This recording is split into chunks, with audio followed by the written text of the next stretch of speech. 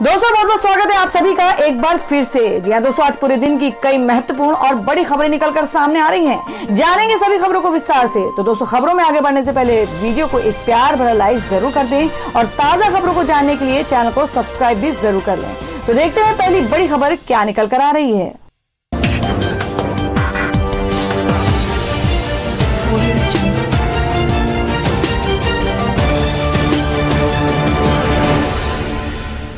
खबर में आपको बता दें कि बंद कमरे में पप्पू यादव के साथ मिले एलजेपी प्रमुख चिराग पासवान, राजनीतिक अटकलें तेज।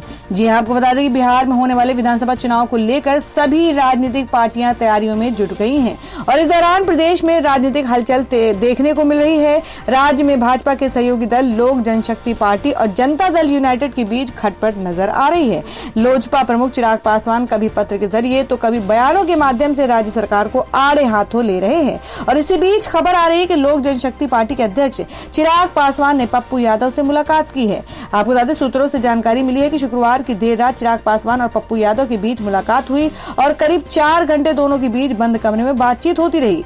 बता दें कि नीतीश कुमार से तल्खी के बीच लोजपा प्रमुख चिराग पासवान ने भारतीय जनता पार्टी के प्रमुख जेपी नड्डा से गुरुवार को मुलाकात की थी और इस मुद्दे समेत कई अन्य मुद्दों पर भी चर्चा की थी। बड़ी खबर निकल कर आ रही है। आपको बता दें कि कोरोना संक्रमित यूपी के कैबिनेट मंत्री व पूर्व अंतर्राष्ट्रीय क्रिकेटर चेतन चौहान का निधन।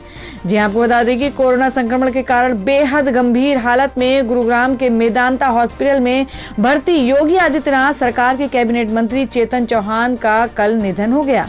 क्रिकेटर से नेता बने मंत्री चेतन चौहान के निधन पर मुख्यमंत्री योगी आदित्यनाथ ने दुख जताया है। उत्तर प्रदेश सरकार ने कैबिनेट मंत्री चेतन चौहान के निधन पर राजकीय शोक की घोषणा की है। आपको बता दें कि 73 वर्षीय चेतन चौहान को लखनऊ के संजय गांधी पीजीआई से शनिवार को ही मेदांता शिफ्ट किया गया था। वहां पर वे लाइफ सपोर्ट सिस्टम पर थे। बताया जाता है कि उनकी किडनी काम नहीं कर रही थी। योगी आदित्यनाथ सरकार में कैबिनेट मंत्री चेतन चौहान की हालत बेहद गंभीर थी और कोरोना संक्रमण पॉजिटिव के कारण लंबे समय से संजय गांधी पीजीआई में भर्ती रहे चेतन चौहान की किडनी ने काम करना बंद कर दिया था। उनको लखनऊ से गुरुग्राम में मेदांता अस्पताल में शिफ्ट किया गया था और जहां पर उनको लाइफ सपोर्ट सिस्टम पर रखा गया था। कोरोना वायरस से संक्रमित उत्तर प्रदेश के होमगार्ड मंत्री चेतन चौहान को 11 जुलाई को कोरोना संक्रमण के कारण भर्ती कराया गया था। क्रिकेट में भारत का प्रतिनिधित्व करने वाले उत्तर प्रदेश के कैबिनेट मंत्री चेतन चौहान के पास सरकार में सैनिक कल्याण, होमगार्ड, पीआरडी और नागरिक सुरक्षा मंत्रालय है। और दोस्तों, मैं अगली खबर बता दें कि 3 महीने के लिए बढ़ी डॉक्टर कफील खान की हिरासत, पत्नी ने उठाए सवाल।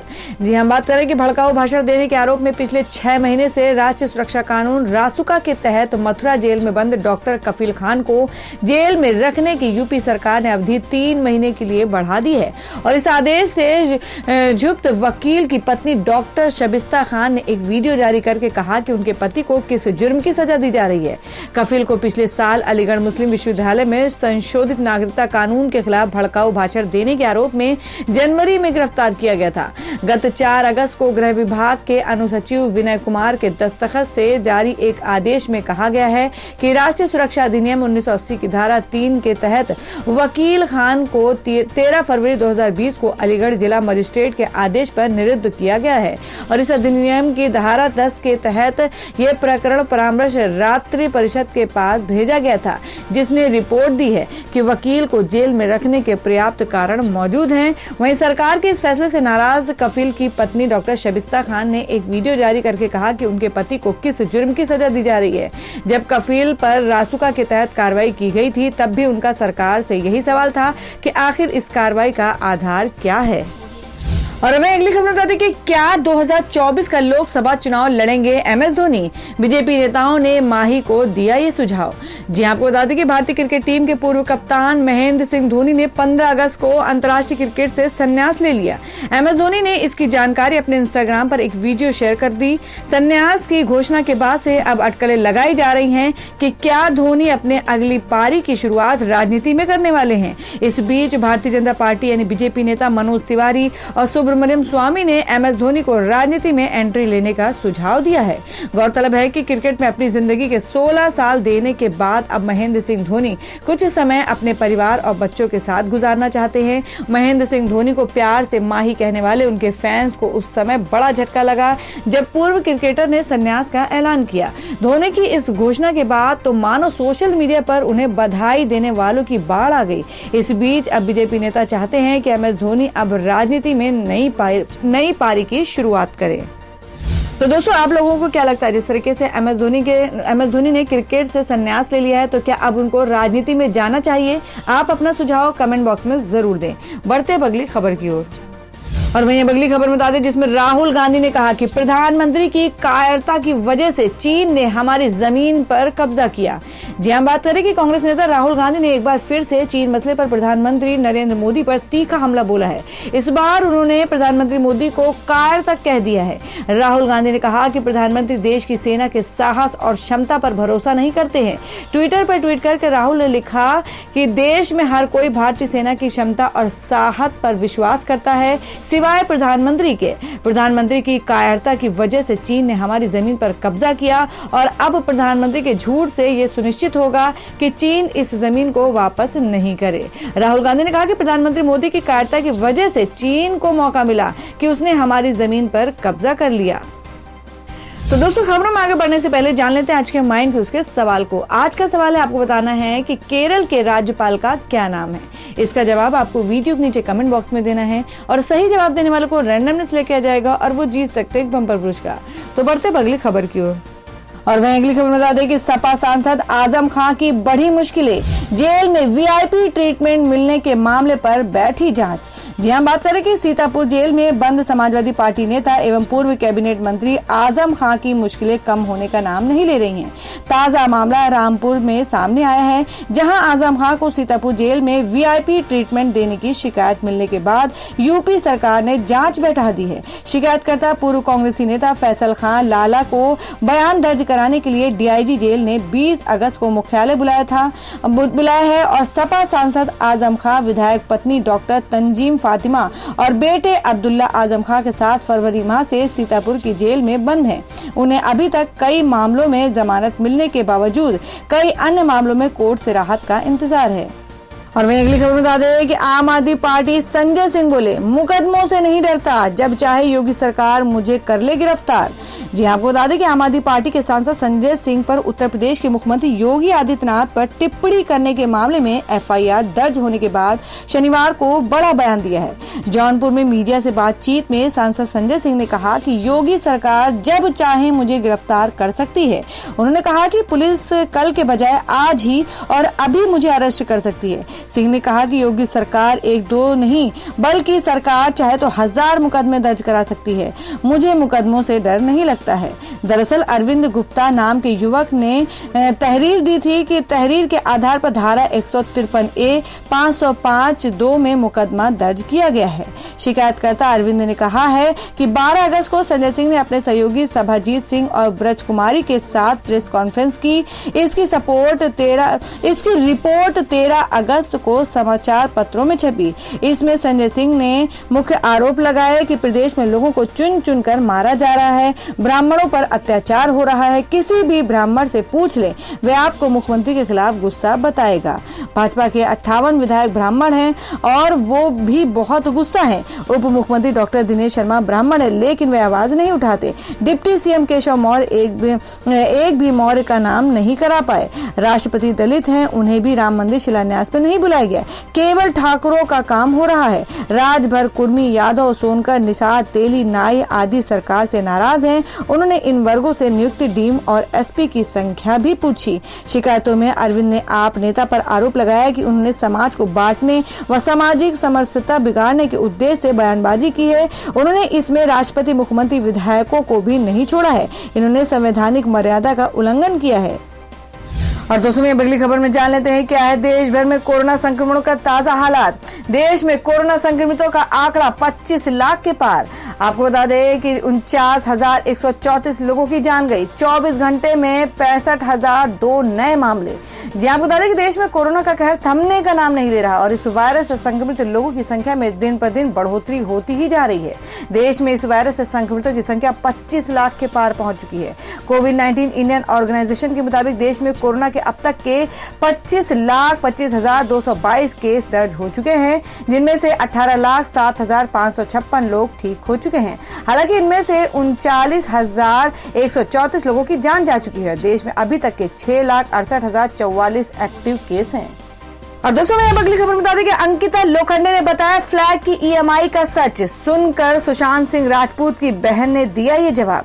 जी आपको बता दें कि सुशांत सिंह राजपूत मामले में प्रवर्तन निदेशालय ईडी के एक अधिकारी ने दावा किया है कि एक फ्लैट जहां सुशांत सिंह राजपूत की दोस्त और एक्ट्रेस अंकिता लोखंडे रहती थी, उसकी ईएमआई का भुगतान सुशांत के बैंक खाते से हो रहा था।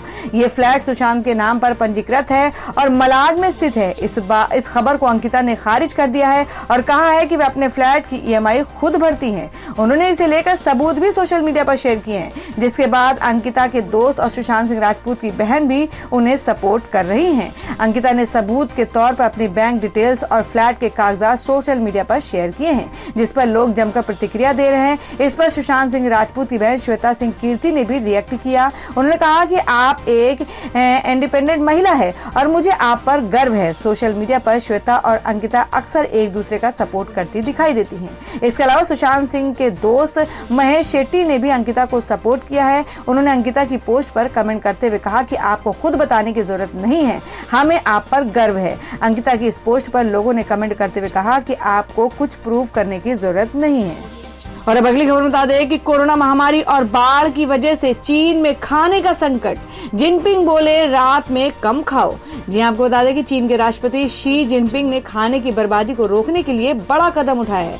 उन्होंने देश में भोजन की बर्बादी को रोकने के लिए ऑपरेशन एम्प्टी प्लेट लॉन्च किया है। जिनपिंग का कहना है कि इसका मकसद देश के नए दुश्मन को निशाना बनाना है। उन्होंने फूड वेस्ट को सबसे बड़ा दुश्मन करार दिया है और इस ऑपरेशन के तहत चीन में लोगों से अपील की जा रही है कि वे रात को कम मात्रा में खाने का ऑर्डर दे।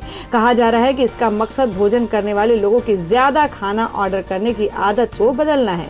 हालांकि कुछ जानकर ये भी कह रहे हैं कि चीन में खदान संकट की आशंका को देखते हुए सरकार ने ये फैसला किया है। जिनपिंग ने गुरुवार को इस कैंपेन को लॉन्च किया। उनका भाषण जो चीन की मीडिया में आया है, उसमें उन्होंने कहा कि कितने शर्म की बात है और ये कंजूसी सम्मानजनक है। उन्होंने बताया कि देश में बड़े स्तर पर खाने की बर्बादी होती है और ये काफी परेशान करने वाला है।